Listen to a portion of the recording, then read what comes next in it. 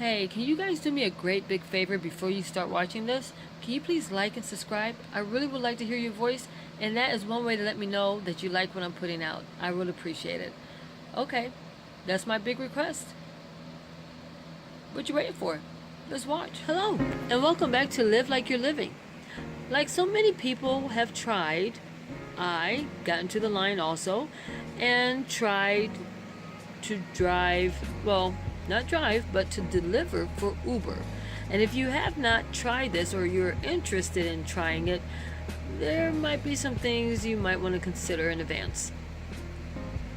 First off, signing up was more complicated than what I had anticipated. It took quite some time. They had a lot of trouble going back and forth. I guess when you're doing stuff with just computer or imaging, whatever, and you're not really talking to a human when you first start off, it makes it kind of difficult, and you end up playing this extreme waiting game to see if they got all your documents correct and all this whatever. But that took quite some time, and finally when I found a phone number to call to clear things up, then it got the ball rolling. But I had a situation where it told me that I could only drive. Well, I didn't want to drive. I just wanted to deliver food. So it gave me a hiccup with that, and I had to open a whole new account, because that's the rules. You have to have two separate accounts. If you have to have an account for driving and an account for delivering. And what that means is you need a whole different email address and all that whatever. It can't be the same email address, and I had to create a new email address. It was a mess, okay? But once I went through all that, then finally they said I could deliver food, okay? But somehow my GPS stuff that's set up for it, the maps, has it set for me to, at first it had it set for me to be a biker, to ride a bike. Then it went for me to walking. I am trying to wait for it to transfer completely over to driving, because that's what I'm doing.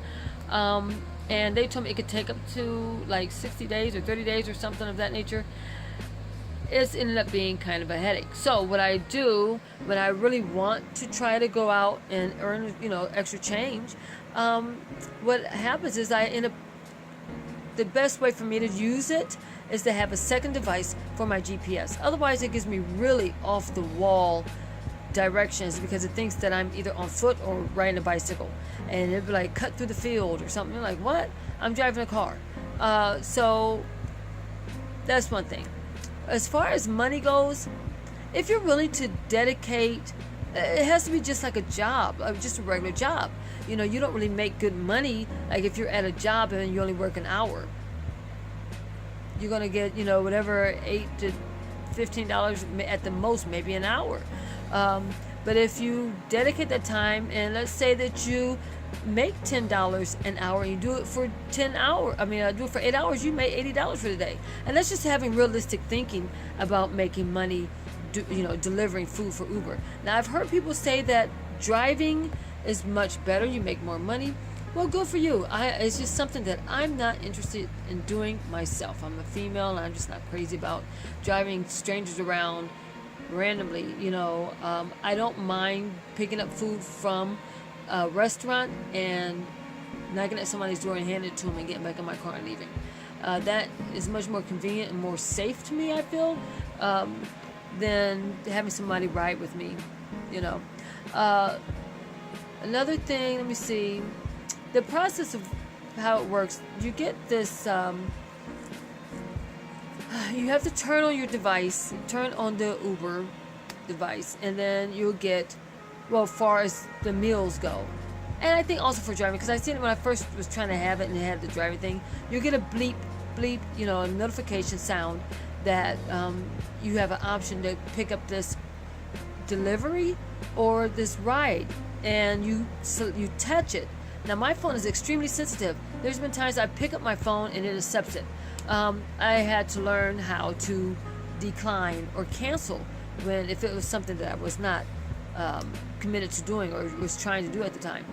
After you accept it, then it'll tell you where to go. It'll give you the address.